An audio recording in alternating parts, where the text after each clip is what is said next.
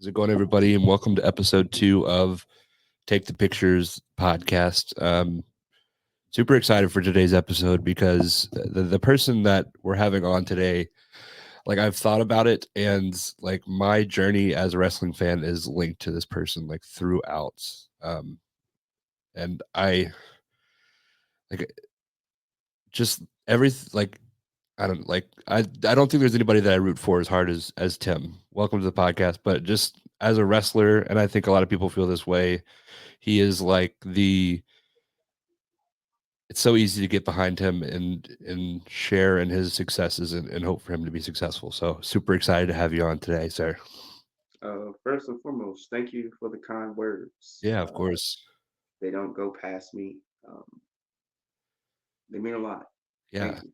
yeah, of course. Like, so I grew up as a wrestling fan, but like for a lot of people, I didn't know that like independent wrestling existed. And like the first like introduction I had to that was WrestleCade 2019. And that was Gymnasty Boys versus Willie Mack and Rich Swan. And out of that whole card, that was the match that I was like, holy shit, this is awesome. And I kind of took a break from wrestling after that for a while. But when I like came back in, and you've got the Gymnasty Boy, Timmy Lee Retton, and now it's Tim. And it's like, oh, I know this guy. And to see the elevation and the change, but the consistency throughout it, it's been really cool to watch. So super excited to have you on and kind of talk about that journey today. Thank you, man. Saying that name and those wrestlers and that year, it feels like a lifetime ago. It does. Technically, it's weird to think like this November it'll be 5 years ago. Like Yeah, I think everything after 2020 like feels so fresh, but if you think about it, like that was 4 years ago, 2020, like COVID and everything that happened, and it just kind of it kind of is a blur. I don't know if it's just like growing up where you have less time to enjoy the small things, so things go faster or what. But yeah, I'm excited to kind of take a trip through memory lane with you today. me too. I feel like the COVID, like I said it before, but I can only speak for me when I say this. Yeah. It's like it was probably one of the best things that ever happened to me. I know there were many losses and a lot of Yeah. sicknesses during that time, but it helped a lot of people, including me, like reset. Of course. Because like before then, was always up and moving all across. We had no time, and I was allowed to just sit and just sit with everything. Sit that led me up to the height of Gymnastic Boys, the height of Timmy Lee Retton, and Yeah. I look back on it and like I don't regret any of it, Mhm. not one bit, because I had to be all of that to be Tim, Yeah. to be right here. So 5 years. That's crazy. Yeah. And we're gonna go back a little bit further than that, but I do think that is life in a lot of ways where like I've came from like I got married super young and got divorced at 24, and like you're kind of restarting your life at that point. And while the relationship that I had was rough and it was not fun, but like if that didn't happen, I wouldn't have met my wife now and I wouldn't have my son. Like genuinely everything is linked, and you have to go through everything to experience the good. You have to go through the bad. So I definitely feel you on that. Um, Most definitely. Before we get started, where can people find you? I know you've got merch available online now as well. Yes. You can find me under my new Facebook account, not Timothy, Tim Bunkers, as well as my new Facebook fan page, Mhm. The Infinite Man. I was doing Timmy Lee Retton for the longest. I accumulated a lot of fans, and it's funny saying that because when I got hacked, I was really asking the universe to like center in on what I need to remove Yeah, from me. And when that situation happened, I didn't get mad about it. I didn't scramble. It was something that I knew, like, I can't go on being Tim and yeah, still people going under Timmy Lou Retton, the people still tagging Timmy Lou Retton. That's not who I am anymore. yeah, So this is a real big journey in the sense of yes, the Infinite Man. Also on Instagram, the Infinite Man underscore. Mhm. I have a Twitter, but I'm not on Twitter, so you Yeah. can follow me up there Can at find the out Infinite Man. what thoughts you had in like 2018. Yeah, it's been a while. But, but yeah, awesome. Please do give Tim a follow. We're gonna hop right into this um, transition. I'm excited. Um, so boom, here we are. I figured, and usually I'll. So this is the second episode, and last episode we had Mark James on, and I Look at went, Mark. yeah. The reason I had him on is because every time I talk to him, he says stuff that he thinks is nothing, but it's the craziest shit ever. Like the one I point out He, is when Terry Funk he's one of passed those away. guys that will never get himself the credit he Oh, truly deserved in this business. I'm hoping I can help with that because he definitely like I we had Joe Black on. Joe Black says that what I would say Joe Black is to you, Mark was to him, and I don't think a lot of people know that. Like he's the guy that took the time, told people what they needed to hear, and how to get better since 2000, and he's still the same person today. I love Mark. Oh, He helped me a lot during my harvest. yeah, he's a great dude, and I hope he gets his final chapter is an amazing one. So, I, um, and it's funny. I'm sorry. This is like still talk about Mark. It was what like a year ago. He was talking about quitting and yeah, all this stupid stuff. And I look at him, 4 belts, 4 belts. 4 of them things, and it's like he's only gonna get more. So I'm Yeah, just happy that the yeah. universe proved them wrong. Oh, of course, I think the world's definitely a better place when Mark James is somewhat involved with wrestling. Um, but with his episode, I did all of his pictures. Um, straight up, and then I had like 4 of my own. This one I'm doing a little bit different. I'm kind of I'm hoping to build a timeline with this. So the first picture is not one that you did, but it is one that I found. I Okay. hope you will forgive my Facebook stalking um, with this because there might be some things you're just like, how did you find that? But this first picture, I think, kind of goes back to the very beginning of the Infinite Man here. Talk us through this picture, where you were at in this time, and like kind of elaborate on that if you don't mind. I am in Raleigh, North Carolina, in Apollo Heights. Um, that was when me, my mom, my sisters used to live there, and I was just literally manifesting. Now that I look back on it, Mhm. it was as a kid, uh, all I wanted to do was wrestle. You get those questions as a kid, as in school. So, what do you want to do when you wrestle? When you want to grow up? You get the question, I want to be a cop, I want to be a firefighter. One said, I want to be a princess. And every time I get, oh, I want to be a wrestler, I get the whole, well, what's your backup plan? Yeah. And it infuriated me because I was like, she just said she want to be a princess. You went back an eye. But the second I said I want to be a wrestler, I gotta have a backup plan. I gotta have a backup plan for the backup plan. I gotta have a backup plan with that backup plan to guarantee Yeah. all the other backup plans before I can decide to be a wrestler. And it was something that I was sure I was going to do. That picture right there was a guarantee if I did good in school for a semester, I can get anything I wanted for Christmas. Mhm. And I say that because my birthday is December 4th, and I fall in the category of you either get something for your birthday or you get something for Christmas. You don't get both. So I chose Christmas because I had longer time to work out stuff in school. Yeah. So I would stay after class. I would ask questions. I was doing things that I never would have done if it wasn't for what I wanted. Mhm. I had in my mind. So when I got to the ABC club, uh, that one seat.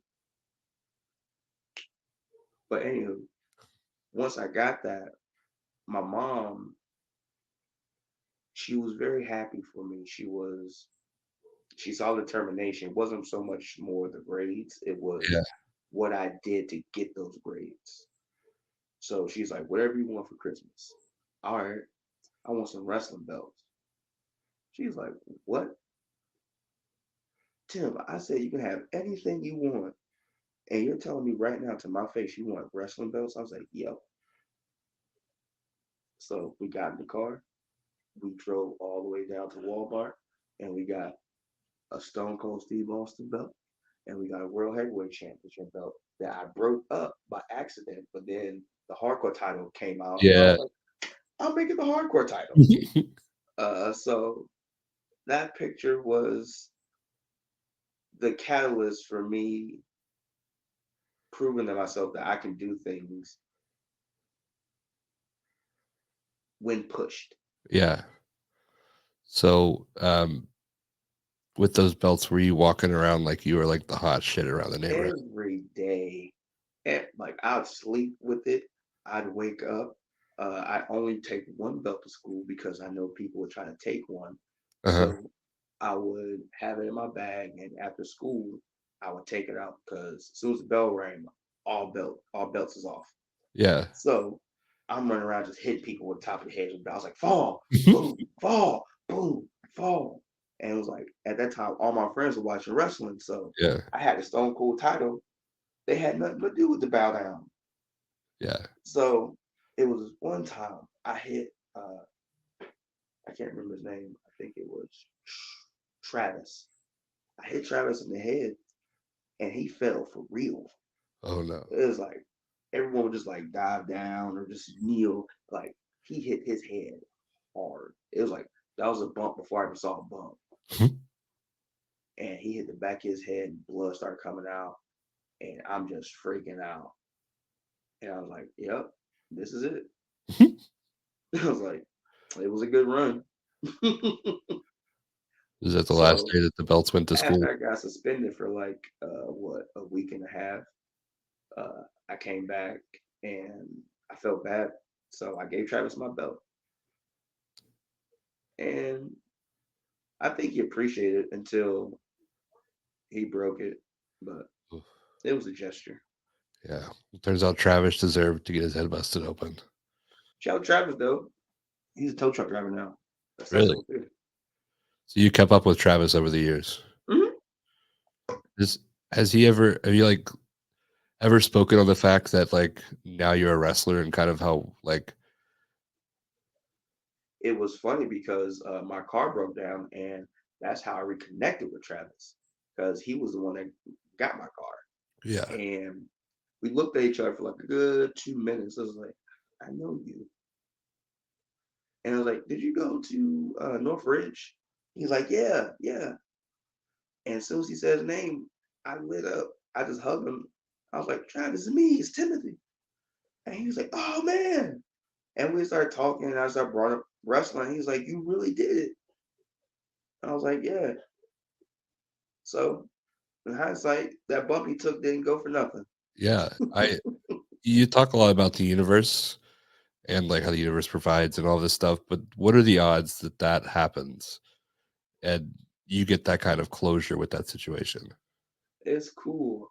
It's things that I can sit back now and even like in the actions, even when it's happening, I can sit back and be aware that it's happening. Yeah. It's like in the past I was ignorant to it. Like the signs would be dead in my face and I just go past it, wouldn't acknowledge it, wouldn't be thankful at all. Yeah. But now it's like when those things happen, I'm aware that the universe took that time to have that moment with me or to have someone come up to say things to me Yeah. because I know nothing's by chance. Not at all. Yeah, I think it kind of goes back to what we said earlier, everything builds upon the next thing that happens. So definitely true. And I think with this next picture, I'm pretty sure that's the next picture. We're going to see how this picture kind of built onto your future. And we're going to go here to this young Olympiad here. Yes, yes.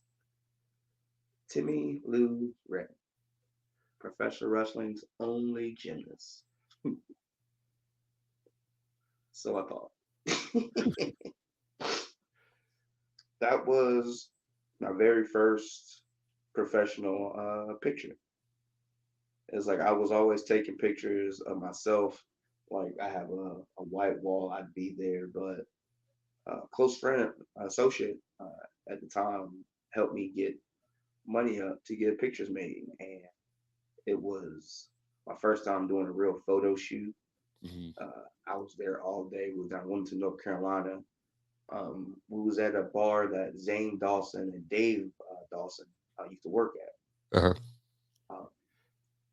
We got there around like 6:30 a.m. Didn't leave until 4:45,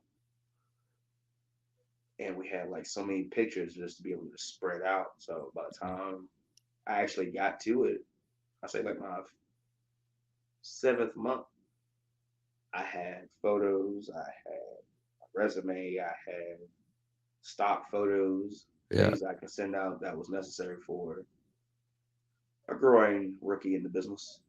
So this is 7 months in this picture. Yes, very much so. And how fresh is that Timmy Lou Retton character from creation? Man, new, new. Um, I wanted to stand out, and I didn't know how, given there were so many gimmicks, so many ideas, and there was nothing new under the sun. But I knew I had an extensive background in gymnastics, and I knew I wanted to do that because someone with my size, even when I was doing flips in my neighborhood, people be amazed by my size because I was still a little chunky boy Yeah. in those days. And so when I was able to do things like that, a wrestler named Mickey Gambino, he had coming in for the show down in Gouge, and I was just flipping off the top rope. I always want to do things like that, so I get there early and do things. So I'm on the top rope and I jump as high as I can. I do a moonsault and I stick the landing perfectly. And he just coins, easy there, Timmy Lou Retton. And my trainer, Seymour Snot, he was like, "Oh man!" And I looked at him. I was like, "No, Mhm. no, no. I already got a name." He's like, "Yeah, that's it, Timmy Lou Retton." And I was like, "Man," because I wanted to use a gymnastic background Uh-huh. with my wrestling. I didn't want to One. just come out and just do gymnastics. Yeah. But the company I was in, Gouge, it was basically, in a sense, Chikar for North Carolina, if Hmm. that makes sense. Yeah, of course. It was basically gimmicks only. They had cowboys, they had geeks with physique, they had gymnasts, they had Indians, they had all the old territorial gimmicks back in the day that was successful that was all bunched up into one group. So with me, it was something new because most of the guys there wasn't doing flips, splits, or being more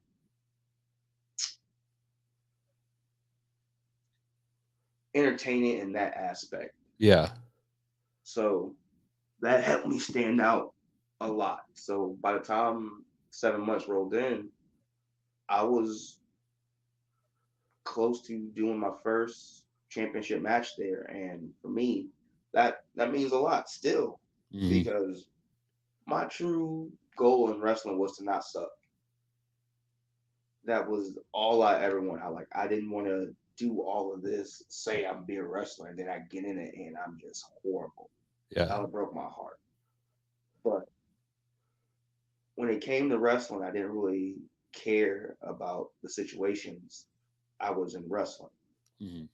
So I had to learn a lot during the Timmy Lou Retton era. So Hmm. that picture means a lot to me now. I do want to take a since we brought up gouge. There's something. And I wish I had grabbed like a screenshot of it, but there is a clip of you at a gouge show jumping off of a building onto the top rope, and then you do a flip into the ring. Uh, First of all, that's awesome. One of my favorite like things I've ever seen. But can you walk us through that? that kind of moment? Actually, it was a bridge. A bridge, Um, even it better. was downtown Raleigh, North Carolina. Um, when I walked in, DA, he owns the ring. Mhm. He came up to me. He's like, you know what I had to do to take the ring that was all the way over here, move it all the way over here because Grog wants to see you do something crazy. I was like, I wish you didn't do that. So we have this championship match coming up, and I'm in this feud with Waylon Mays, and I've been pushing him. I've been doing all this and just being a horrible individual for Gal to place that I really started. Yeah. But that was just Timmy Lou Retton. As Tim, I had to show everybody that I wasn't the same man that started there. So I needed to do something that stamped that. So by the time we were going, getting up there on top of the bridge, I saw that. I saw the rope. I hit Waylon off the bridge, and he was just in the perfect time in the perfect spot. And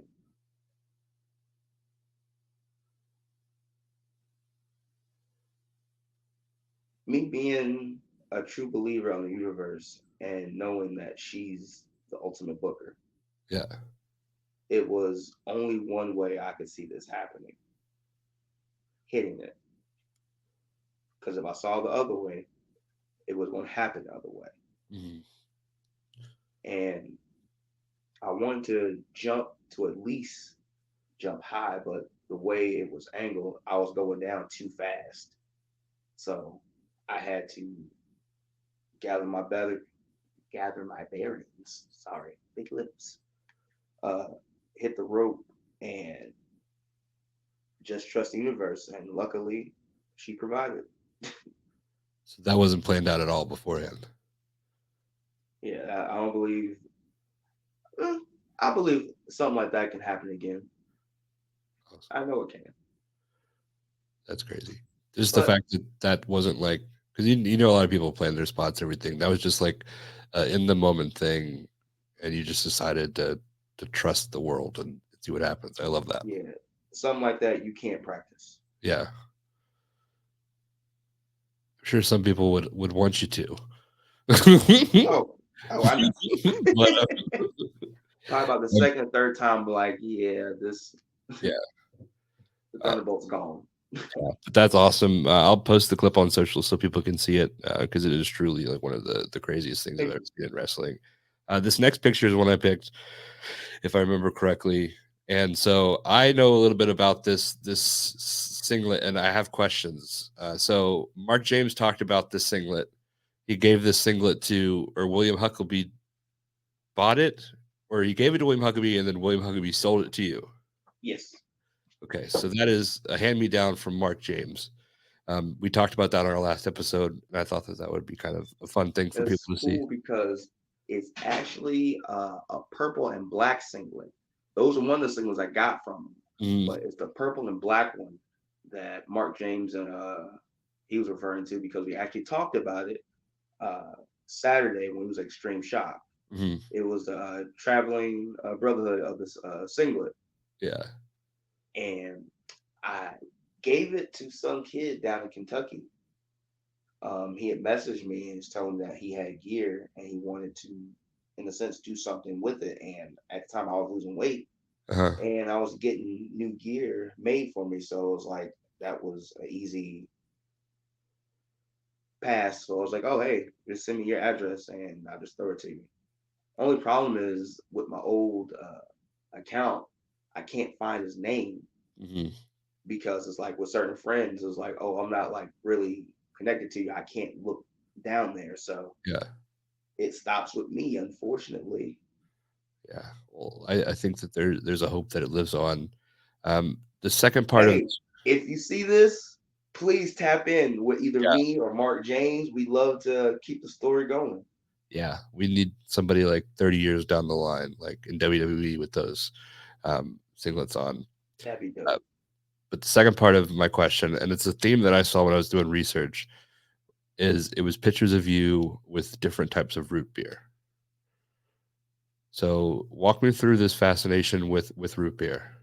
I absolutely positively loved, loved root beer. And when I say loved, I mean at the time I'm no longer drinking it. Unfortunately, with what I'm trying to do and the goals I'm trying to pursue, Yeah, uh, that isn't the beverage of choice. So I had to cut that back during the quarantine days, and that was hard. But before all that, I was a lunatic for root beers. Like any root beer, I would literally go to different states and make it a habit of trying to find different root beers, just so I can drink and collect the bottle.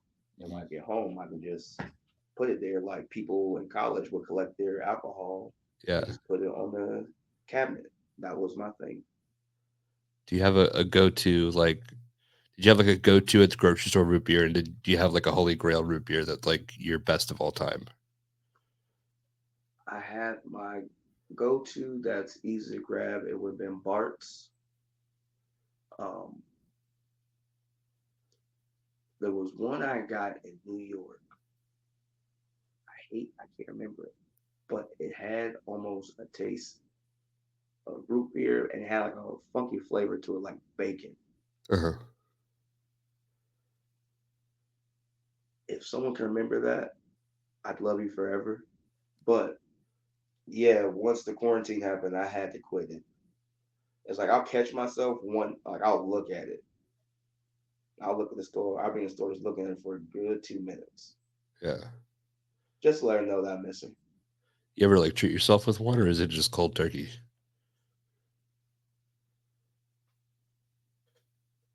I've had four, but they was literally spread out. It was after a big match, or it was just a cheat day, and I had a cheeseburger, and water doesn't go good with cheeseburgers. Yeah. I love the fact that like something that pops into my head is like FTR's post like big match. They have tequila in the locker room, and for you, it's just like a bottle of root beer, just like celebrating a hard earned win. I love I that. will always pop my friends and associates I hang out with after the shows. They be drinking. I'm like, yeah, can I get some root beer on the rocks, please, or straight, whatever. Whatever, shaken, not stirred. You probably don't Please, like man. shaken. It's like the least shakeable beverage. Yeah, because once you shake it, is Done. you might as well just throw it away. Might as well just throw it away. So yeah, I noticed that was a very repetitive theme over the years was root beer. So figured this was a two for one picture here. I Uh, miss you, RB. is there like you know how you may not know, but John Moxley does like the non-alcoholic beers. Is there like a root beer, or is it just that like it doesn't taste the same? For like It the doesn't taste the same, really. It's almost in the sense of, I guess, once you get older and when you start tasting different things, it's like once you go back to it, I can't really describe it. It's almost like how a smoker would stop smoking for a long time, but they always know the taste. But the second you get back to it, it's like, ugh, yeah, it's rough. yeah. And for anybody that's like not drink like stop drinking soda, that like, first soda back, it just tastes like syrup. So it's like that weird kind of yep. But yeah, now I know a little bit more about the root beer and I feel a lot better about that. That mystery is solved. This next picture, I don't I don't know what this is gonna be a surprise for both of us. So let me just hit next. Oh, looks like we've got some PWX here.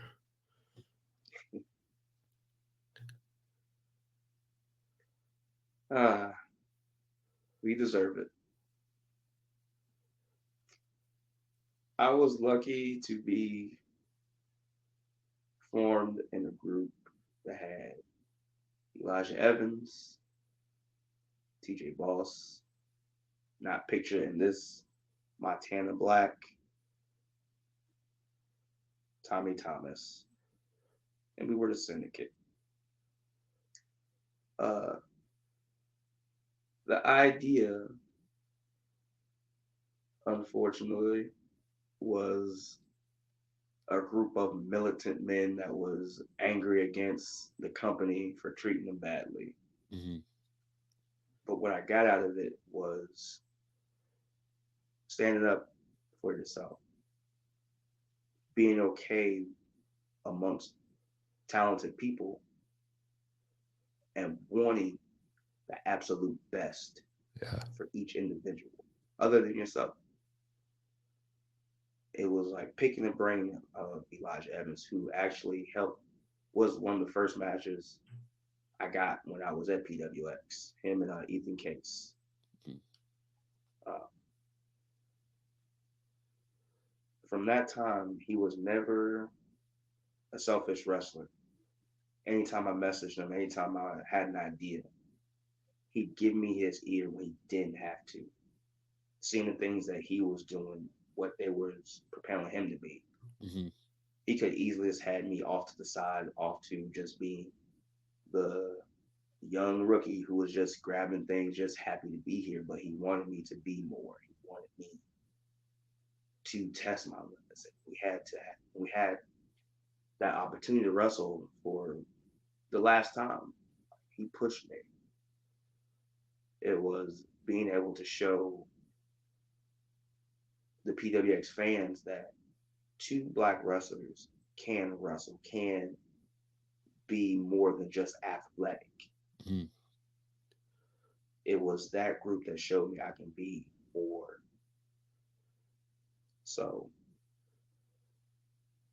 I could be transparent with Elijah not wrestling anymore, me being up the Midwest. I've lost touch with a few of them, but I stay in touch with their careers, and I'm just Hmm. happy for That's awesome. TJ Boss looks a lot different now. them. I just say that. Man. Well, I think a lot of people in this picture probably look a lot different now. Um, I do have a question. You've got a brace on. Perchance, is that from a match that you had against the Ugly Ducklings, Ducks, Ladders, and Chairs match? Nah, I had that match down in Tennessee. Uh, I was taking a move and it went a little haywire, and I landed on my neck and my hand. During that, I broke uh, my pinky Mm-hmm. uh, in two places, and at the time, I had full of dates, and I'm not recommending kids do that now. If you're hurt and it's beyond pain, just do that. But I was around some workhorses. One could say workhorsemen.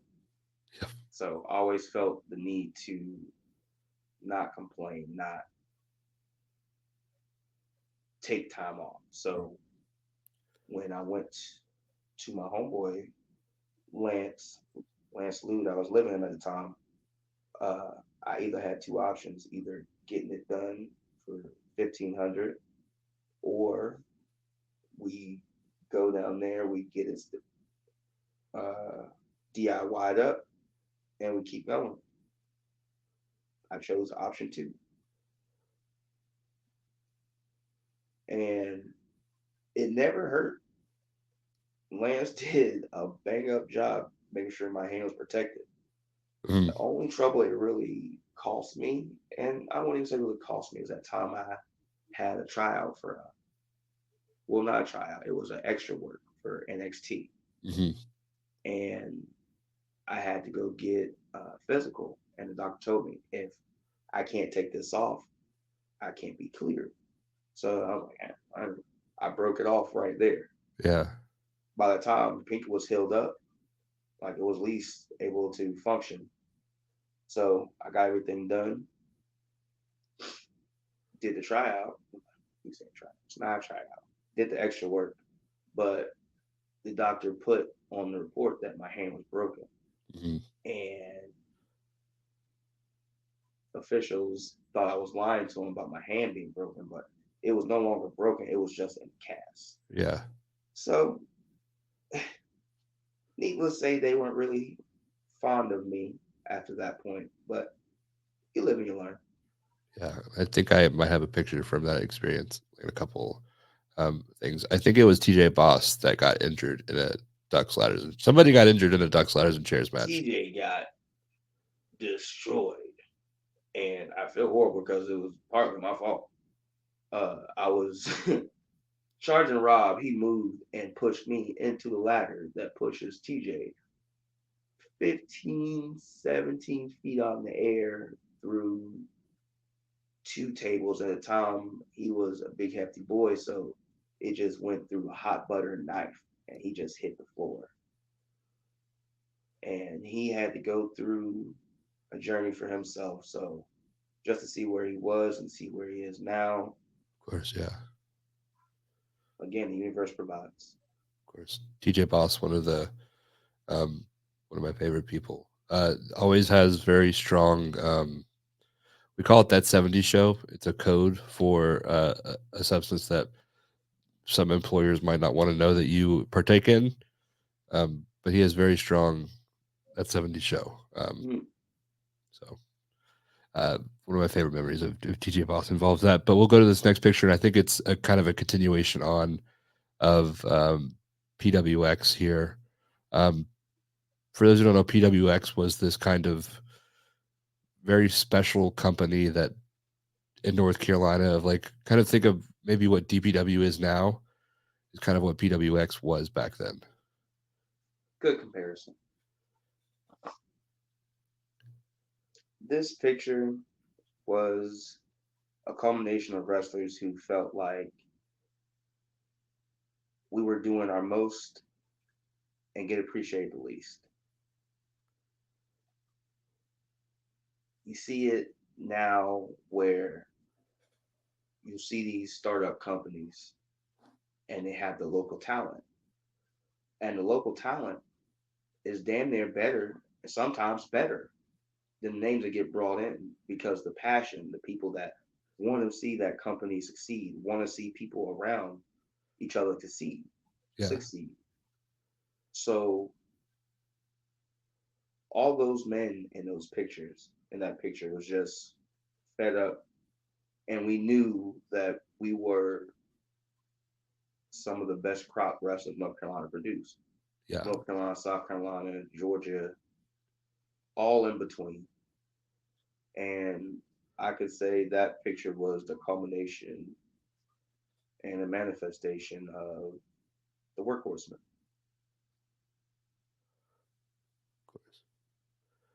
If you just look at all of those people in that picture: Anthony Henry, J.D. Drake, Ethan Case, Tim, um, the Ugly Ducklings, White Mike. I'm not familiar with the other two gentlemen, the bald man, and then the guy and with the mustache and with the belt. Malachi Matthews, Coach Mikey. Oh, Coach Mikey, yes. And then red shirt in the back. I'm not familiar with either. Next to you. Oh man, I miss him. I'm pretty sure he doesn't want his name out there like that because he's very, very, very, very, very away from wrestling now, Okay, well, we'll leave and it he's at very happy. yeah. But yeah, what a picture! Kind of, it goes hand in hand, I think, with the last picture with PWX. We'll go on to this next one.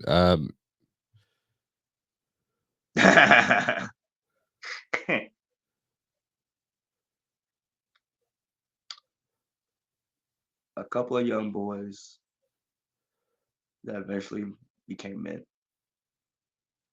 That was the third time I wrestled Kobe Carino. It was at Gouge. It was an art gallery downtown. Uh,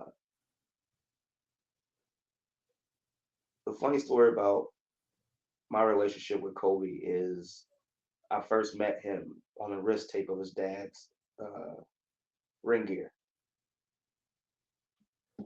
Steve would always write Kobe's name on his wrist tape, mhm. and I would see it in ECW. I would see it in magazines. I knew Kobe before I even met Kobe, and a weird thing for me was like, how cool would it be if I ever got to meet his son? How cool would it be ever got to wrestle with his son? Mhm. So to be able to not just one, not two, not three, but several matches with Kobe, all of them have been cool, all of them been learning experiences, and to see where he was when we first started wrestling each other, to see where he is now, Mhm. not just the in ring aspect. I was fortunate enough to be around when the universe put him on his journey. Mhm.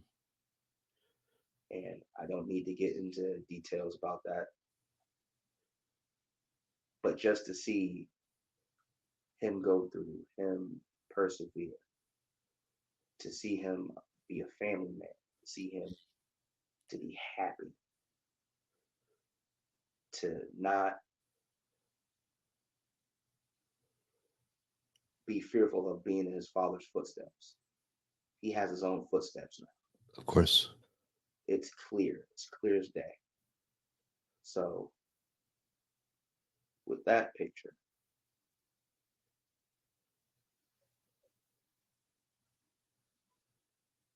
I'm happy to see that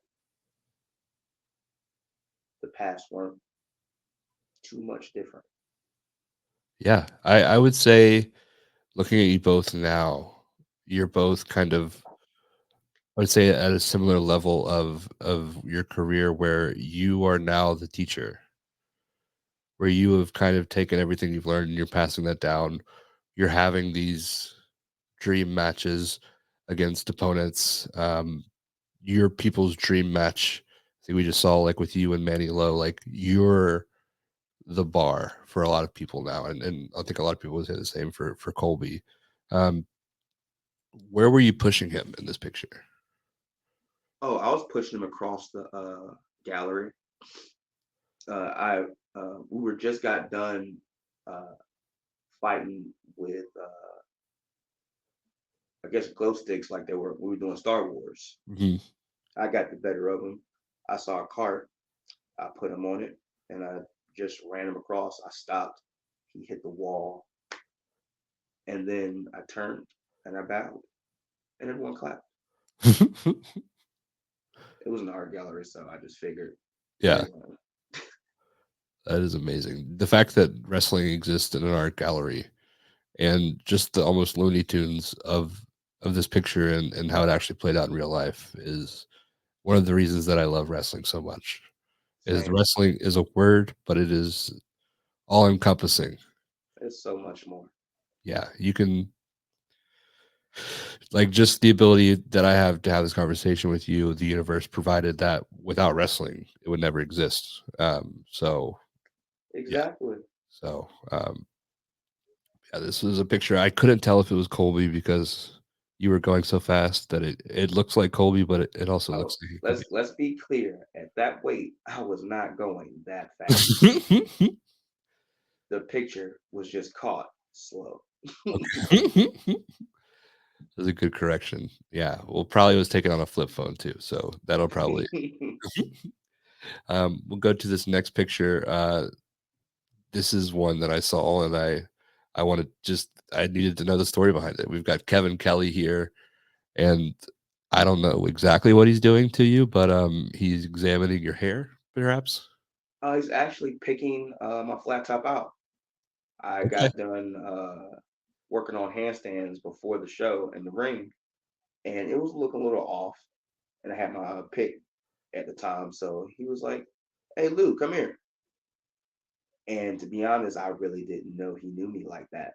Yeah. So I was like, "All right." So he said, "Don't move." I was like, "All right." So something's about to happen to me. He just takes my pick. He started picking, and I believe John Moses at the time was photographer, and he captured that picture. And it was just a cool moment because Kevin Kelly. Yeah, Kevin Kelly. So Pillman's it's a got a cool gut. moment that you Yeah, get in wrestling that you wouldn't really expect to happen. yeah. Kevin Kelly, like for somebody who is like such a talented like wrestling personality, looks like just like the least wrestling person in the world. Like you would not look at him and expect him to do anything but your taxes. And that's the beautiful thing about wrestling. It brings in so many different Yeah. walks of life. And it's like what you were saying in your last mention statement. It was like, if it wasn't for wrestling, we wouldn't have had this conversation. It was like, I've met a lot of people. I met a lot of great associates. I met a lot of close people that are in my tribe Yeah. based off of wrestling. It's like this big intergalactic fraternity and sorority. Mm. So, yeah, it's And cool. once you're inside of it, it seems massive and vast. But when you're outside of it, I think wrestling, you could either have two paths. You could find your kind of family with it, or you can just be like a lonely wrestling fan. Yeah. And I think a lot of people kind of have that moment where they're no longer the lonely wrestling fan. Um, but once you're in it, like even just doing this podcast, like just when you thought you knew something, there's so much more to know. And you learn one person, and behind that person is 30 other people. And it's like Right. this, It's like this like, big tree. yeah. So definitely wild. This is a wild picture. I saw it and I just knew that I had to. Hey, Kevin. Hope all is well. Yeah, he was actually on our podcast. So Oh, very dope. cool. Yeah. We had to do the podcast at 12 o'clock on a Tuesday. I Ooh, don't know if that was his way of saying, I really don't want to do this. Let's see how bad they want me on on their podcast. how committed are you? Yeah. You Christian better took not off. nod off. Christian took off half a day. I did it during work because I was working from home. But very nice man. Very generous with his time when he didn't have to be at all. All right. So this next picture. Um,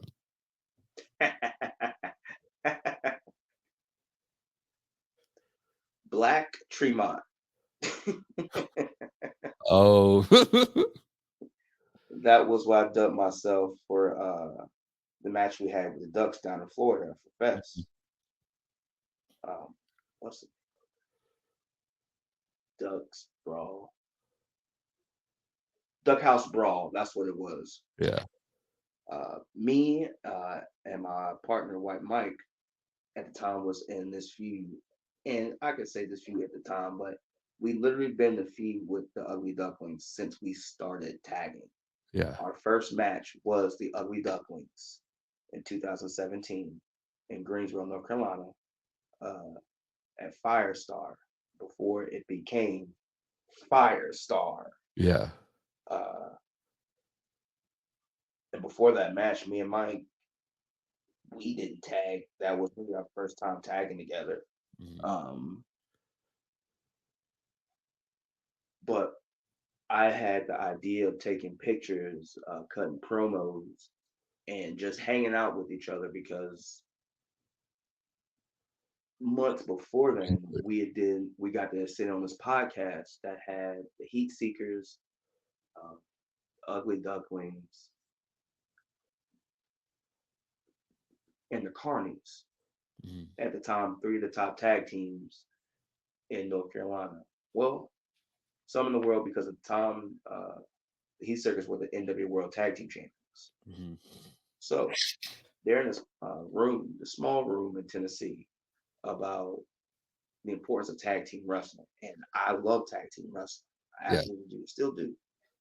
But at the time I was doing singles, at the time Mike was doing singles. And just hear them talk about the passion of what it really took to be a committed team. yeah. Like me and Mike looked at each other in that room and was like, it was like, yeah, we already hang out. We already in the car with the Ducks doing singles. We Mhm. might as well give it a try. So we had made the decision to take pictures, do all this. So when we had that first match, people swore up and down we were tagging for at least 2 or 3 years. Mhm. So I go all that to go where that this picture is. Uh, we were in a blood feud with the Ducks in Florida for Fest Wrestling, and we had a Duck House Brawl. We made hype video. It was the same thing as Stone Cold Steve Austin and The Rock for Mhm. WrestleMania. Did Limp Bizkit uh, theme song for the highlight video and everything. So when I took that picture, I said, y'all call me Black Tremont because I'm going crazy. And we did absolute that. It was a fun, wacky, yet very serious match. And that's where you have like all those components where it's like we can make things hilarious, but at the same time, you don't know if we're being funny or psychotic Yeah. because we hate each other so much. But always loved those matches because it always brought the absolute best out of all four of us. Hell, even Mikey sometimes we got in the mix. Mm, of But the magic we made down in Florida is something that I know can't be reduplicated. course. And you mentioned like you guys decided to dedicate yourself as a tag team. Like you guys like I think excelled at being a team and like creating a brand, like the merchandise. And you maybe you got it from Rob Killjoy, who's like the king of that stuff. But the Rat Barra jackets that you guys had, like all like just this crazy mythos behind the Gymnasty Boys, which I don't think a lot of people take the time to do. So when you mentioned like when it kind of clicked for you guys, like definitely like it's something that you took with you for the rest of your career as a team. I accidentally went to this next one, so it might not be a surprise for you. But here we have it, the PWI 500. It's not very clear, but Mr. 500. What did this mean to you? It meant the 13-year-old kid that would stay, almost get left from my mom and my grandma at the grocery store, reading the PWI magazines, just reading who got ranked, seeing my favorite wrestlers, what were their ranking, and turning something that most people made a joke into something that people truly appreciate now. Hmm.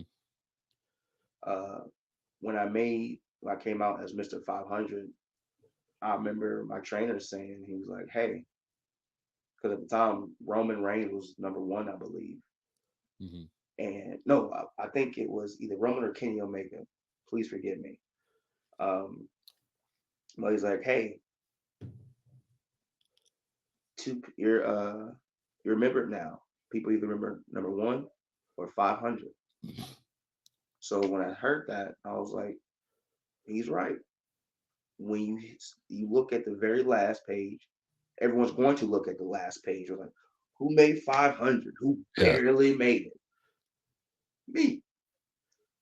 I barely made it. So I'm gonna celebrate it like yeah, I was number one because this was not in my wheelhouse of even checking this off. hmm, So when I saw that, I wanted everyone to know. So I called myself Mr. 500. People was like, "You're really glorifying that." I was like, "Yes, yes, I am. Are you ranked?" And then to get under people crawl, but I was like, "This was important to me. yeah, So you're not going to knock this for me." So when I put it on my gear, I put it on my singlets. I was having people introduce me as it, and a company in West Virginia, WVCW, um, they were gracious enough to award me with a championship called the 500 Championship, hmm, and I was defending up and down the East Coast. I defended West Virginia, defended Tennessee, defended South Carolina, North Carolina, Florida, even in Pennsylvania. So before uh, a fan wanted it, and by the time I was giving up, I and this is why long term booking is important hmm, because if I knew the importance of it, I would never sold that title. I would have gave it to the next person who got the 500, and yeah, then we would pass on then and then and then. But just lessons that I learned throughout my journey. So the 500 thing means a lot to me. Uh, it was a really good moment in time. yeah. And I remember you said like when you started, you didn't just want to be a wrestler, you wanted to be good.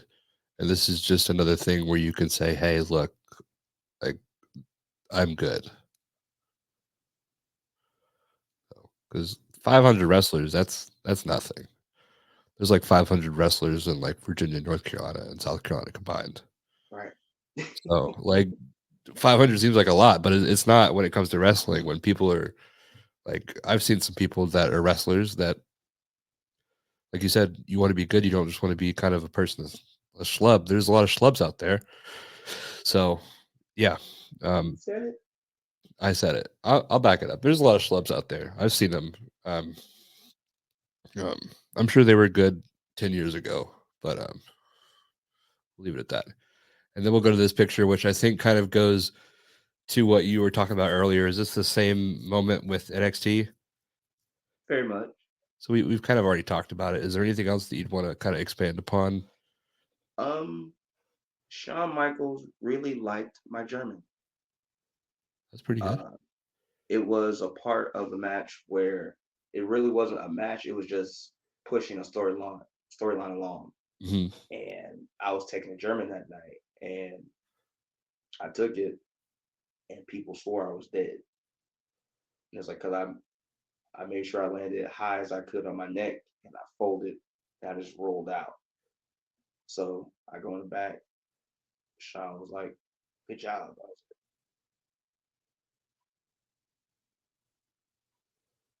"Thank you." Yeah. It's one of those moments where I know I'm supposed to be professional. Hmm. I know this. Look at me. I know this. But it's Shawn Michaels. Yeah. So, yeah. I went to the bathroom stall and I just, he said, "Good job." And it's not just him giving out a compliment on anything. He's probably one of the best sellers of all time. So if he's telling you that your selling is good, that's like I don't know. And Michael here's the Jordan's. thing, he could have been lying to me. Yeah. I don't care. Still happens. He didn't have to say anything to me, but he did. So thank Yeah. you. Shawn Michaels. Are you a Brett or a Shawn guy? I'm a wrestling guy. Okay. Interesting answer. Love wrestling. I get it. But it's this weird thing where you can kind of categorize who someone is, like, as a wrestling fan. But I think a true wrestling fan is like, and when we had you on our first podcast on Live Off Lariat, you were talking about deathmatch wrestling and how, like, every type of wrestling, there is a story to tell and there is a purpose behind it. Now, you could tell a story with deathmatch wrestling that you can't tell anywhere else. And I think that just kind of goes to show, like, yeah, you're a wrestling guy. Like, you're a fan of the story and the moment and the emotions that come along with the match. So I'll let you slide by not answering that. So we got here, and based off of our conversation on our last when you had on Live Off Larry, I know how important this picture is to you. So I'll kind of let you go ahead and just want to say, like, we had you at DCW and we did like this little questionnaire thing. Who's your favorite wrestler? Scorpio Sky. And then here we go, Scorpio Sky. So I'll let you take over now.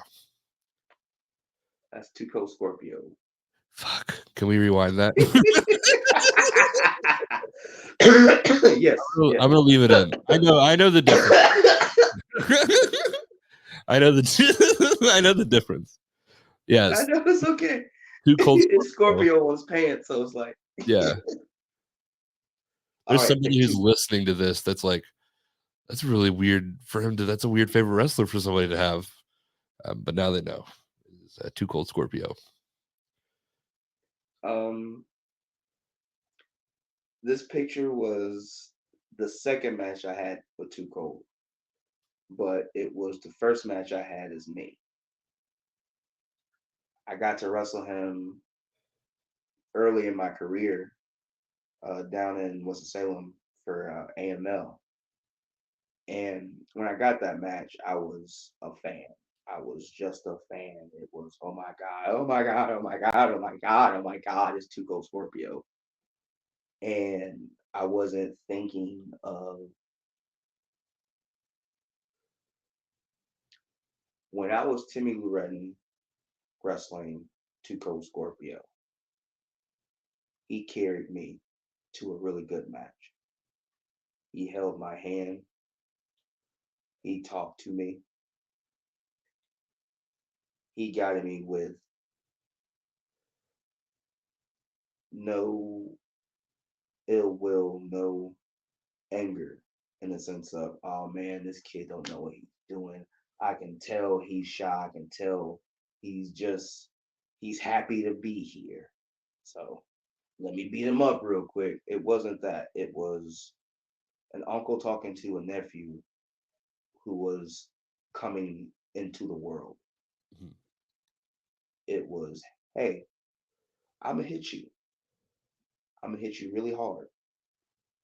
You can try not to hit me hard and try to be nice about it, but I'm gonna still hit you. You told me you want to do stuff in Japan. I'm gonna see if you built for Japan. And I can tell you 100%, I was Timmy Loretton was not built for Japan. He was not built for that match. But I am thankful. I am thankful. I am thankful I had that match, because when I had that match as Tim, he didn't hold my hand. We didn't have to talk. He knew from Timmy Loretton the journey I went through to that match. It was uncle versus nephew. It was me. And when I beat him, the second time I did, the first time I did, the second time I did, and all the emotions fell out. It was seeing him for the first time in WCW with the flat top, dancing, flipping, doing things that I did as a kid. Mhm. Someone that looked like me do things that I could do. It all came full circle, truly, to where I was that kid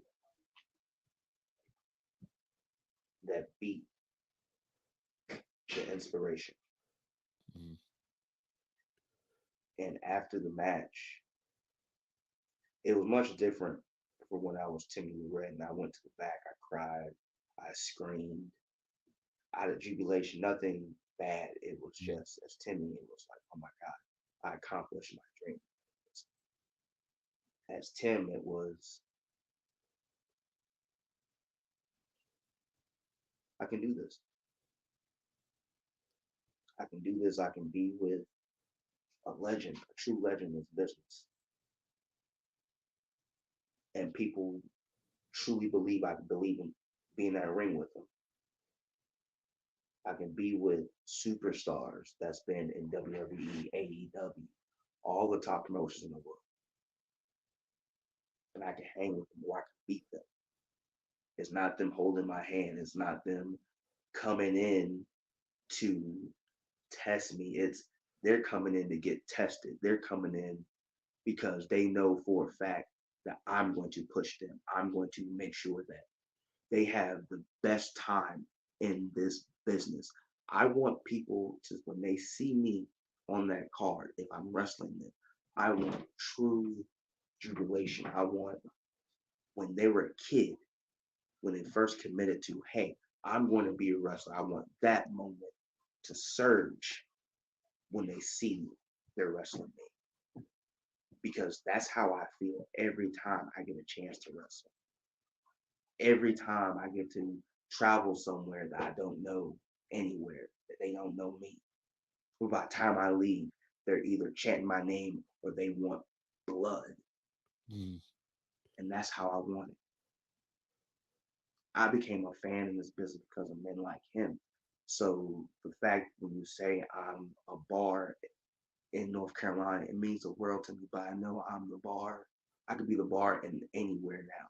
Yeah, I I can agree. be the bar in the Midwest. I can be the bar over on the West Coast. I can be the bar overseas in different countries. That man, that legend, showed me that you can do anything you truly want in this business if you're true to yourself. Mhm. And I can never repay him for taking me under his wing and teaching me things and telling me his secrets and his journey when he didn't have to. He still didn't have to. But infinite love. Infinite love. Yeah, I remember when you we had you on before. That was a super special story, and just hearing the full extended version of it now, it's just um, I think what this next picture will kind of lend itself into the kind of company that you keep as far as being that bar. So we'll skip to this, or will we? Technical issues. There we go. The bar. A beautiful moment in time. A beautiful moment in time. Caprice Coleman was very,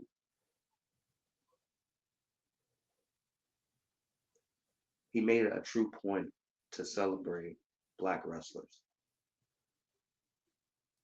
He'd been a fan of wrestlers who weren't highlighted or made to be in those pedestals like Ric Flair or the stars that didn't look like us. Mhm. So down in Winston-Salem, North Carolina, AML, he was the heavyweight champion at the time. And he had just got done wrestling Myron Reed. He had called me and Chris Bay out. We had just got done wrestling. And he made a very passionate speech about how representation matters and how it's important to have people like us in platforms that originally wouldn't have us Mhm. or wouldn't spotlight us in that magnitude. Yeah. So when we took that picture, it meant a lot to me. It still does. Even with some of the ramifications that came behind that. There was I backlash. said, yes,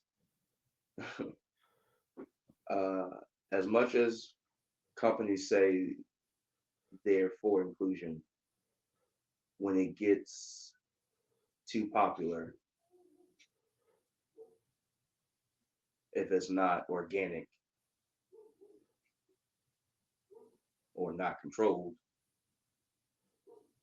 it'll get controlled. Those three men are at time signed to big companies. So when situations occurred, it was brought up. One of the reasons was because of that picture. Now, for my respect, I'll leave names out, but being told, how would you feel if we came out and we celebrated us just for being white, or we said white power? What the fuck? How is that even comparable?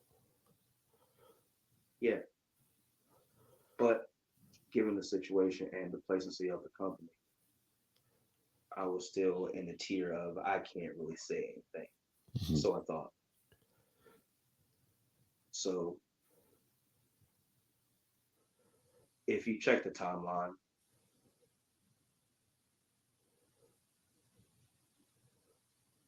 but all is well. That's totally fucked up. Um, I'm sorry that happened. I'm glad this picture exists. Um, and I'm glad that all four people in this picture are still thriving, in spite of people like that. Um, yeah, we'll go to this next picture. I'm excited to hear the story behind this one as well. Connie. This was at a photo shoot, and this was when Khan had came under my guidance for training. And to see where Khan is now, I'm excited and I'm happy and I'm proud. Yeah. Um, being that we're in the South, we still get those old fragmentations or small-minded individual who can't see talent. Mhm. Uh, with Khan, Khan was just so against wrestling that it wasn't even funny. That even in training, he would be, I'm not doing this. It's like, ew, that's not in my character. Uh-huh. And I would just laugh. I was like, you're gonna get to this point where you're gonna be a wrestler. And it's like, ew, no. So fast forward to photo shoot. We take pictures and we was just BSing around. And I was like, hey, Con, come here. You'll make some people mad. He just looked at me. He's like, always. Come here. So we took a picture. I put the necklace around her neck. And there we are. So when we posted it, people were just like, "Oh, this is a thing. Oh, you guys tagging as Kanye manager," and we tried to push that off to so many different companies, Yeah. but closed-minded individuals. But how the universe works out and how she booked me and Con, I couldn't be more happier. Con Yeah. literally just debuted down in Florida for Effie's gay Yeah, I brunch, saw that. That's awesome. and it was like that was on a whim. Got to hear the real story about that. That's another time for her when you put her on here. Yeah. But just seeing the determination, seeing how he's become a go getter, Mhm.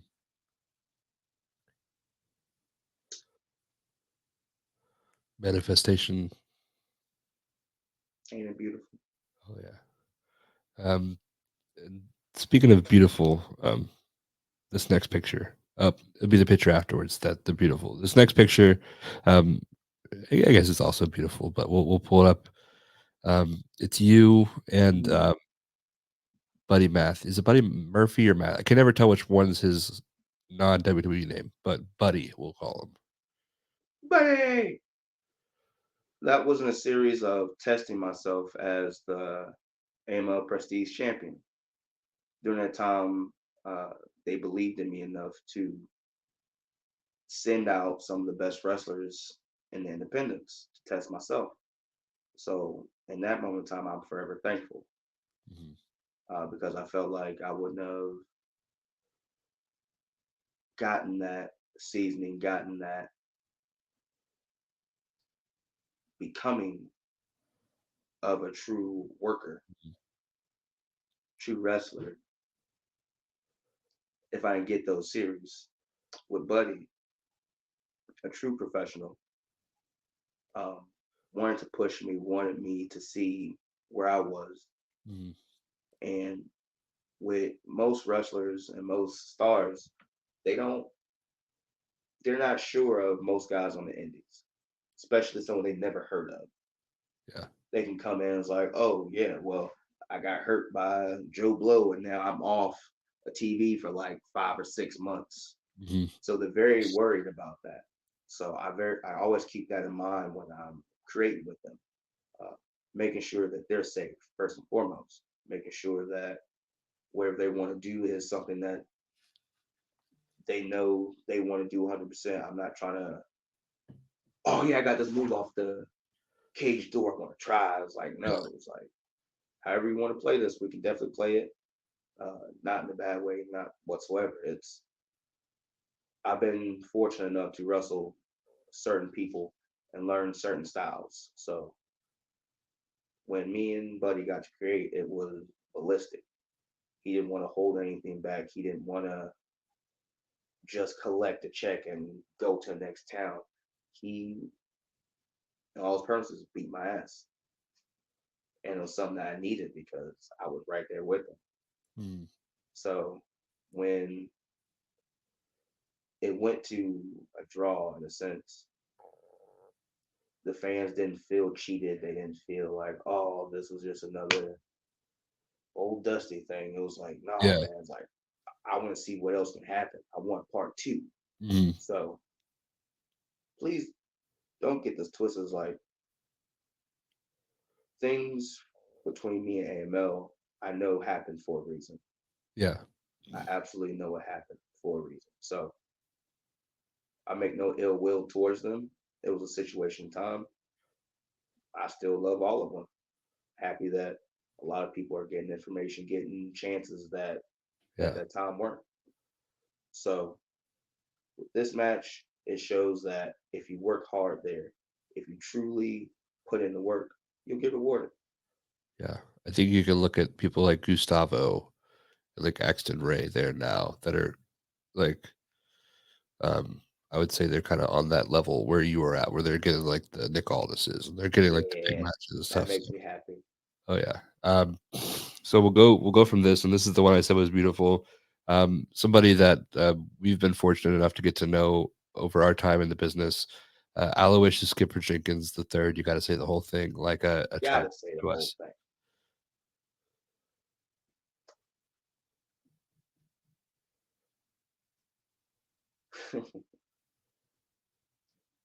It's one of those things where you thank the universe someone was put in your orbit with the same soul. Yeah. I met Aloysius not even knowing I met him.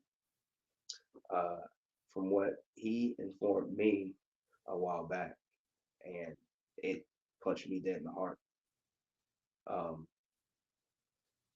Down in Fayetteville, it was when me and Mike were tagging, and this was early stages too.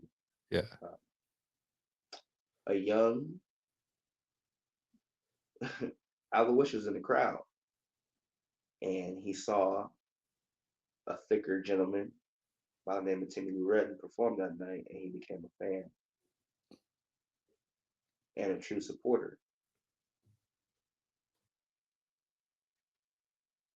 I never truly got to have a friendship like that in this business. I thought I've had lessons of understanding what it can be, Yeah. but never like this. It was something so important that I made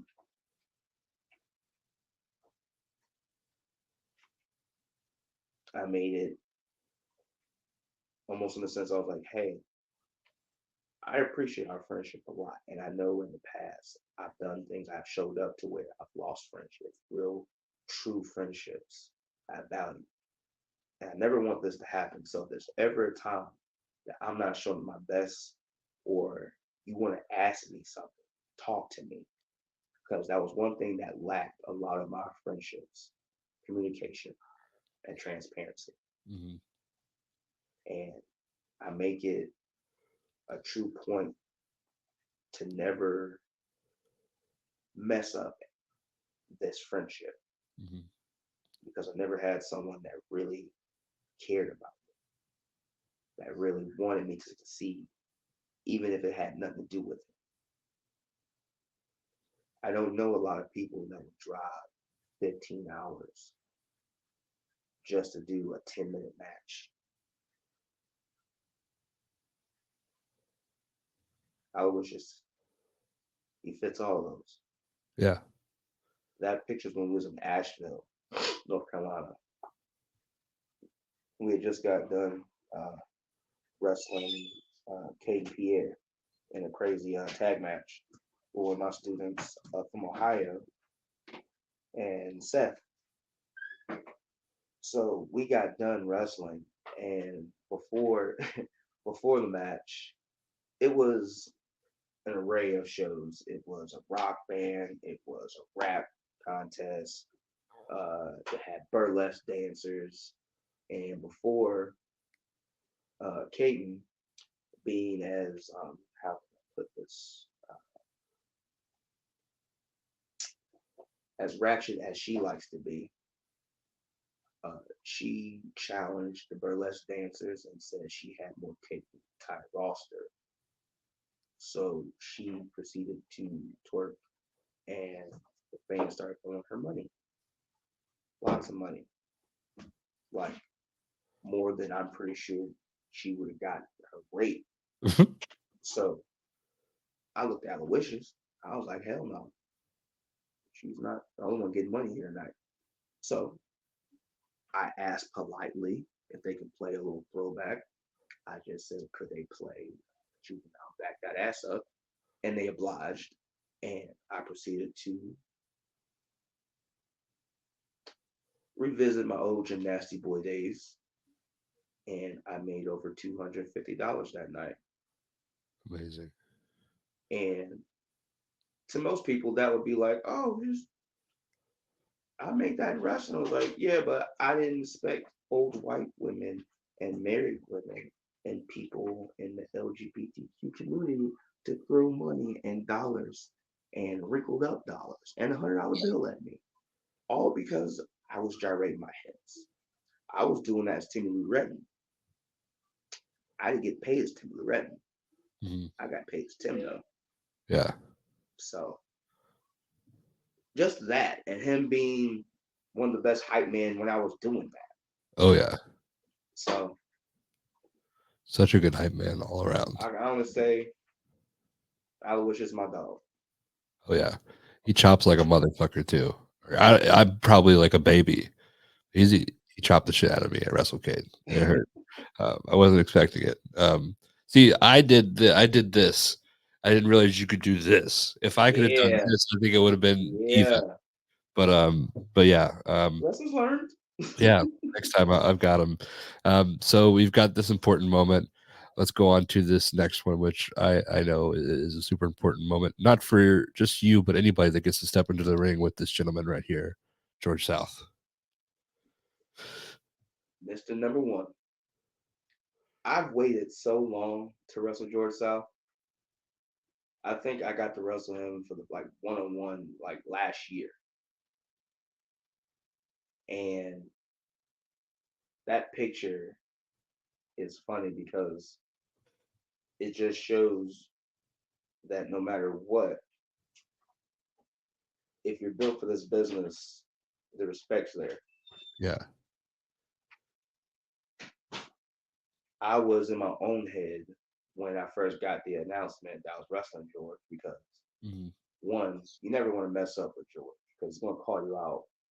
Then he's going to make a post about it. Then he's going to just ridicule you every time he sees you until you correct it. Yeah. That's just George. But there were so many stories leading up to this match that I have with George. It's not even funny. I'll just shoot one. I'll shoot two. One to where I caught the heat from George.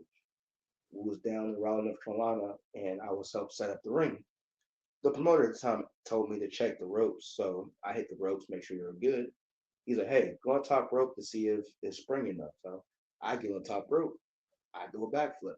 Now we're in this, I believe, this motorcycle convention, and there's fans and people that was just there for the motorcycles, riding around, just walking around, and they see me do this moonsault. And as I land, I look up, I see George South and Ricky Morton. The second I land, I'm like, damn it. Because back then, George hated, he still hates it, but he's probably more lenient now because more likely it's not his rank. But he hated people being in the ring before bell time. Hmm. It's like, why are you giving away all this cool stuff for free? So the second I land and I see them, I know for a fact I'm about to get beat up or cursed out. So I'm trying my best to find the promoter. I'm like, hey, where's he? Where's he? I couldn't find him. Ricky Morton comes up to me. He's about to get me. But the promoter comes out of the left pocket. He's like, "Hey, Ricky, Ricky, it's okay, it's okay. I told him to do all that. I told him to flip. Please don't." He was like, "Oh, okay, good moonsault." Yeah. So he walks off. I'm like, "Oh my God." He didn't get George. George is in the locker room, and I'm walking back by the change my gear. Ferg, come here. I'm like, Mo didn't get him. He was like, "You can do all these flips, beautiful flips, but why? Why would you do this in front of people who haven't paid to see it?" It's like at this time I could have said George the promoter, but it made no sense. Yeah. I'm already getting chewed out. So it was just something I had to take on the chin. Fast forward a few years later, he's managing the Dawson brothers. I'm tagging with White Mike. We're in a match. I just got thrown out by Zane. I'm on the floor. Uh, my face is looking just at the basketball court floor. Then all of a sudden, I see George. Now, George is known for wearing these specific boots. Uh, they have, I believe, the original CWF logo on it. Don't quote me on that. But no, no, no, no, no. It was his shoes that look like cowboy boots. I'm looking at him. I see one shoe, but the other, I see a sock. So in my mind, I'm like, all right, I'm taking it to I'm getting hit with it. He picks me up. And when I say he hits me into another millennium, he hits me. Like, George has never been one to pull anything when it was supposed to matter. Uh-huh. And him being a manager in a high temper feud, he's only going to be an addition Hmm. to the beauty of that feud. Yeah. So when he hit me, I spared no end on it. I didn't go to the side. I'm like, oh no.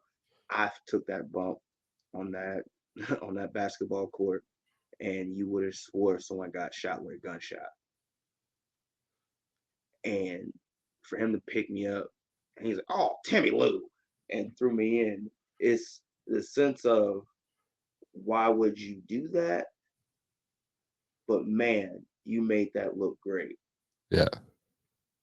So I felt like ever since then, I gained his respect in the sense of I'm down for the ugly parts of wrestling. Uh-huh. And I could be wrong, but this is my interpretation. So, but it has to be a compliment when George can eat 6 bowls of macaroni from Chick-fil-A and the promoter says, "Oh, you're wrestling Tim." Uh-huh. George is one of the few wrestlers I let still call me Timmy Lou because I knew how hard it was for him to even call me that. Yeah. So when he looks up and he has this big, huge macaroni and cheese, he's like, "Oh, I got Timmy Lou. Oh, I'm fine." And he continues to eat it, Yeah. eats it until we have to wrestle because he knows I'm going to take care of him. He knows we're going to have a great match. And that is probably one of the biggest compliments I could ever receive in wrestling. Of course. George knowing that he can have a night off. Yeah. That's got to be because we talk about the bar in North Carolina. George South is the bar. Like that's the goal. Back to back wrestler of the year. Yeah. Who are you telling? This So, man has lived lives none of us could even fathom. oh, of course, and he's still true to himself, no matter what, no matter who's there.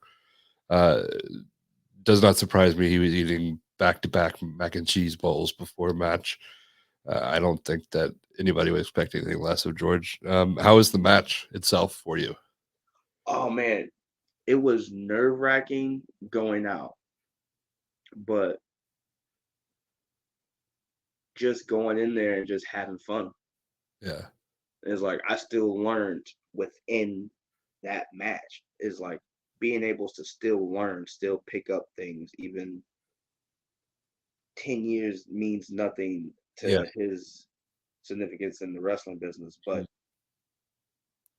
for him to want to still pull me aside and tell me these things and tell me how to wrestle a certain way, yeah, to wrestle certain ways, to do certain things with certain people. And him, Jake Manning, Zane Riley,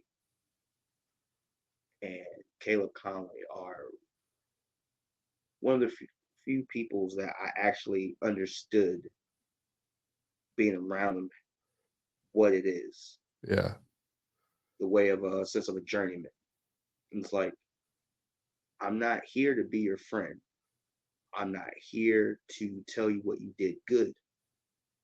I'm here to tell you what you need to do to keep doing this. mhm, I'm here to tell you what you need to do so when you wrestle other people, you won't hurt them or hurt yourself.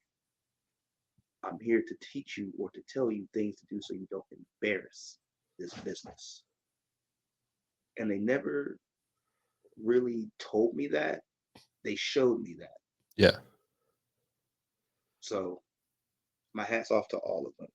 Of course, yeah. I think I don't think anybody would have anything less to say about those gentlemen. Um, so we talk about like people that have taught you. These next three pictures are kind of gonna kind of switch things a bit, and it's kind of gonna look of the relationships you've made and the people that you've mentored. Um, I want to thank Mark for giving me this picture, but this next one because I didn't find it on your Facebook, but we've got you here with a young Jay Malachi. Uh,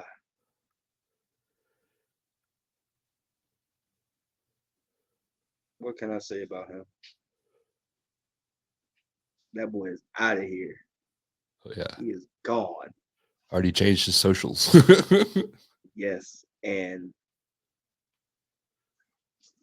just being able to have a small part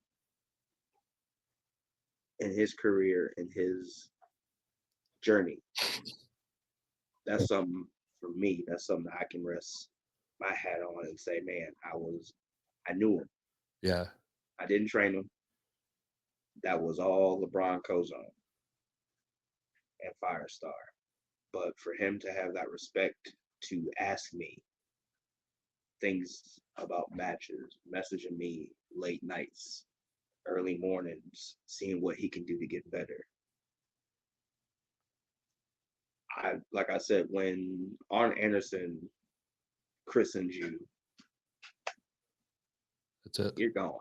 Yeah, And he did that when they were, I believe, 14, 14, 15. yeah, So just to see the few years it took to him to evolve into something astronomical. mhm, I say a lot. It's like show the world, and he did. And he hasn't even scratched the yeah, surface. exactly. It's like I watched interviews or I've seen a write up about him, and already talking to him about it like he's a legend Mhm. because he is. And it's like when the universe gets to see what North Carolina got to see, he's going to be in everything, Oh yeah, everything, and he's going to deserve it. That kid deserves. 100%. Yeah, I love and him. yeah. Like we're so fortunate to see some of the matchups that we've got to see. Like I'm sure you've gotten to see quite a bit more. But yeah, he's phenomenal. And every time I've seen him wrestle, he's gotten better somehow. Every single time. Ever evolving, ever evolving. Um, but a name that Austin you kind of mentioned there when you were talking about Oops, the picture of Arn Anderson and everybody in this kind of conversation, and I'm sure Jackson doesn't necessarily like it sometimes, but when you think of Jay Malachi, you think of Jackson Drake, and we'll go to our next picture here. This is a more recent picture. Walk us through this. This is a very special moment. very much so. Uh, Jackson Drake was the other half of the Rest of Prodigies with his partner, Jay Malachi. And I got to work closely with both of them and got to see both of them evolve to the young men, young superstars they're now. This match was very important to me because it was one of my last matches in North Carolina Mhm. before I moved to Ohio. Um, the importance of those beats, we all know the story of it. I was given to it by my sensei mentor, Joe Black. And the importance that were put on those beats from me wrestling, me showing them, me walking around everywhere, I understood that it wasn't so more so necessarily the beads, it was what I put into them. Mhm. An important night happened in Lumberton, North Carolina. I was wrestling in a match, and a referee got too handsy with the beads, and they broke.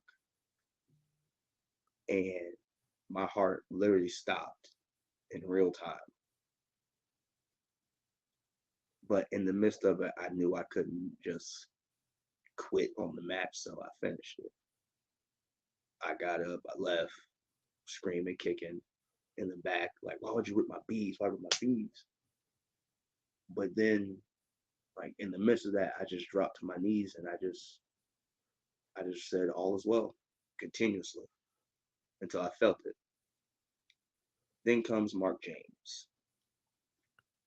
He gathered all the beads and did his absolute best to put them together and tie them back together. In that moment, I realized it wasn't the beads, it was what I put the importance in those beats. And then I realized everything I touched, I put myself in, or I put myself around, or involved myself with, became more because I saw more of it before anybody else. Seeing what Jack went through, seeing what he's going through, and understanding that his journey is his. So when I see, and I know when you said, I know he hates it, the comparison with Malachi, we've had those conversations. And I made it known and I want, and he's showing it Yeah. the importance of self in this journey. It's like we all wanted to do this. We all promised we were going to do this. We affirmed we were going to do this, but we didn't say we were going to do it with anybody else. They were fortunate enough to be in each other's orbits, so they pushed each other constantly to where they became just monsters in the ring. But the universe picks who she picks when she picks it. She's the ultimate booker. So when I gave those beats to Jack, I wanted him to know that he's talented, not just talent, not talented as or compared to. No, he is talented. He has the passion, he has the fire, he has the same love that's needed for this. So when I gave it to him, I wanted him to know that this is his journey. These are not my beads, these are his. So him showing everybody, him going everywhere. He just had a classic with Matt Riddle Yep. and killed it. Wrestled Myron Reed 2 weeks before. Tore down the house. And it's just, I told him it's a matter of time before you're somewhere. It may not be WWE, it may be somewhere else. Yeah. But wherever universe takes you, I know you're going to be ready. So after the match, I retained my championship. I wanted him to know that Just because he didn't win that championship doesn't mean his elevation stopped right there. So I gave him my beads. I gave him those beads of ascension. And the thing about those beads are they're not anybody's forever. They're only deemed to worthy people who are ready for that next step. Yeah. So those beings won't be Jack's forever. Whoever the universe sees fit to hold those are going to be just as ready, just as dangerous as Jack is, just as I was, just as Joe was. I want those beads to mean something. Whoever has those, people will know. They will know. They're meant for a reason. They're meant to be here for a reason.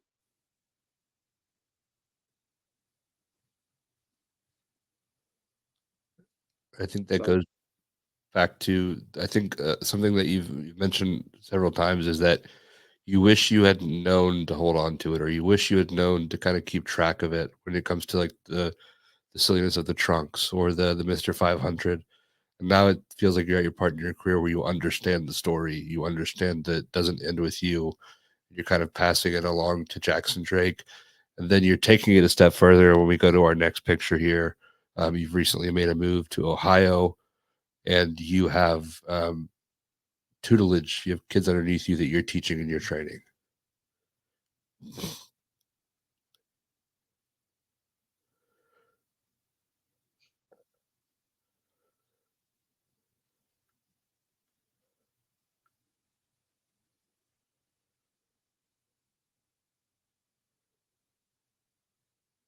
I love those kids.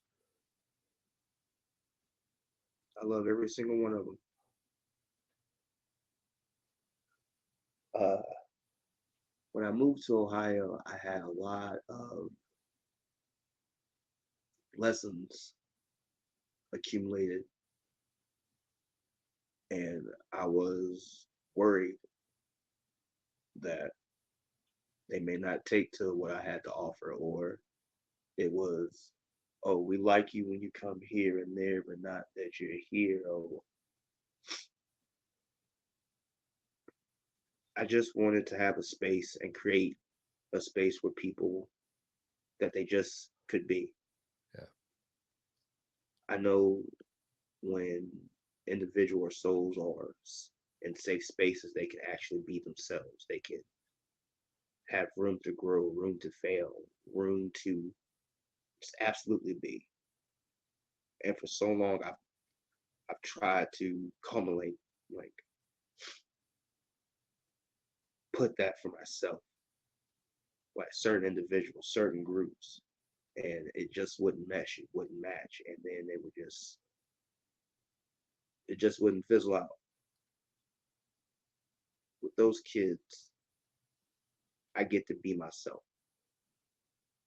I don't have to put myself on a pedestal. It's like, oh, you do this, and while I hide my hand, it's like, no, it's Yeah. full transparency, true honesty. If something doesn't feel right to you, talk to me. If there's something you want to do or something that's in your head that you see it, but nobody else, tell me. I tell them all the time, it's like, we we are the creative players. We are in the video game that we all play. So do not hold back, do not limit yourself, to do not question yourself when you're creating here. Yeah. Because I know if you can do that in there, you can do that everywhere. Those kids are giving me the ability and the chance to be the coach I wanted to be in North Carolina. There's a lot of kids down here that didn't get the best of me. I know that. And I can't apologize for that because I had to learn with them so I could be better with them. So I can only thank them for their patience with me. Um, But yeah, Brandon Xavier helped me a lot with the decision because he was always asking me to come up there, come up there. The kids really want you to be up here. And there was a chance to do something different, chance to really make a change in this business. So being up there has helped me a lot. And I have no one to thank but the universe, Brandon Xavier, Mega Championship Wrestling, and those kids. That's awesome. Yeah, that's kind of we've told a story here um, from the beginning to the end, and there's common themes of people who make differences, and we've talked a lot about the people that have made a difference in you, and now we're talking about the people that you're kind of making a difference in. But our last picture, I think, is probably somebody who has. You speak for yourself, but a very large impact, if not the most, in who you are today. So I'll slide over to this.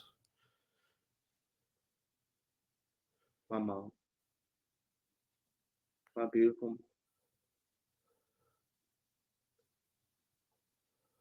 That picture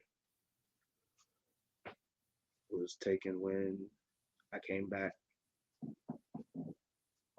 and I was talking to her and I made the decision to go to Ohio.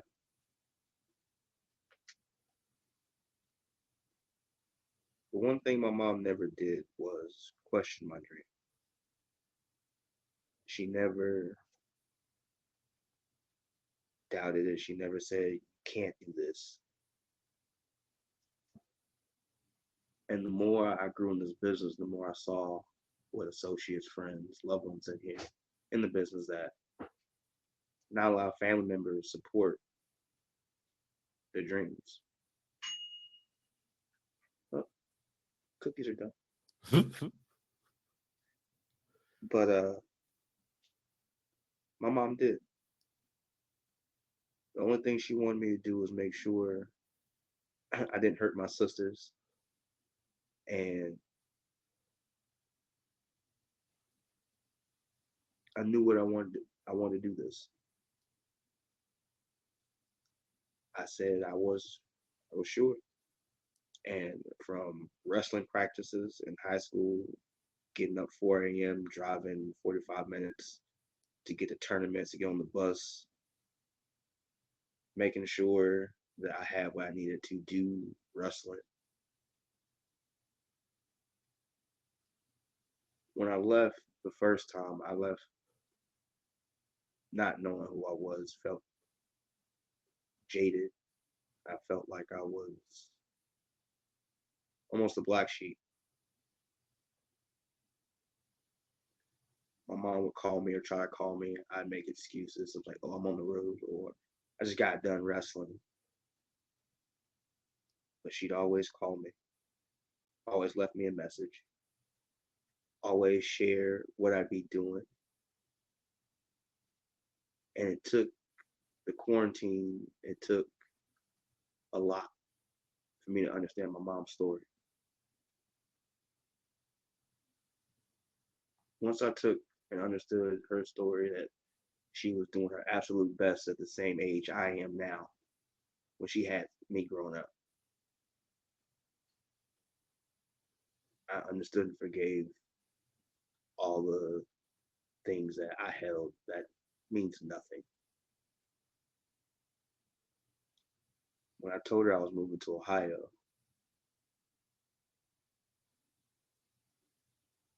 my mom's a strong woman, and unfortunately not by choice, but I never really seen her cry, only probably when she was mad. I remember we was hanging out and I told her I saw tears come down my mom's eyes.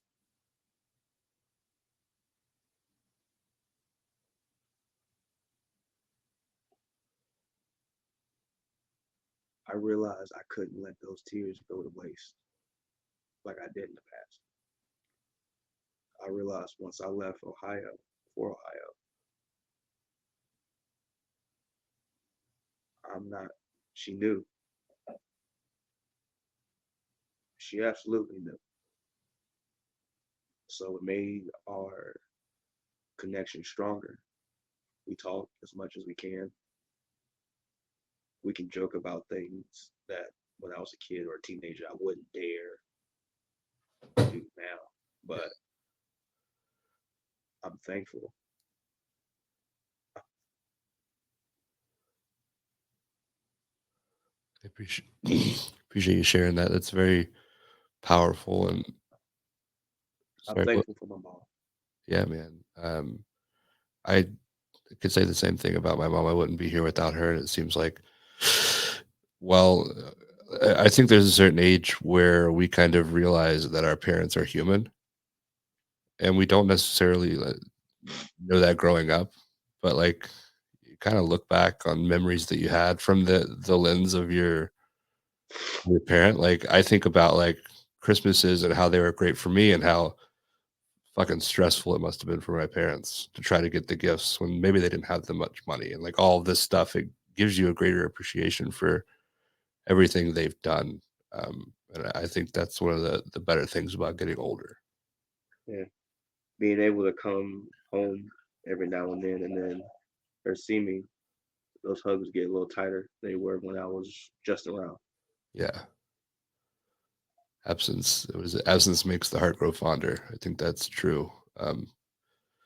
In the case of your mom, to kind of to bring back earlier in the case of root beer, um, I know that it definitely is the case when we get to see you wrestle now. When you come back from Ohio, um, it's definitely a treat. Been very fortunate to see you wrestle some cool matches recently. Um, I don't really know how to end this show yet. Um, Eventually, I'll have like some witty sentence or anything, but I guess like, what do you want to leave the people with? I think there's a lot of lessons to be learned through all of your stories, but like, what's one thing that you wish everybody did that they don't always think about doing?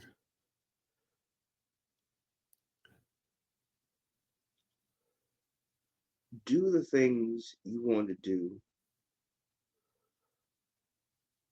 leading up to the days you confirmed you wanted to be a wrestler.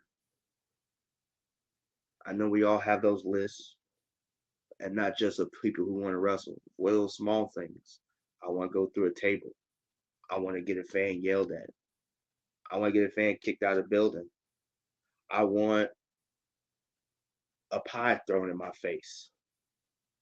I want to hit with a steel chair. I want to climb a ladder.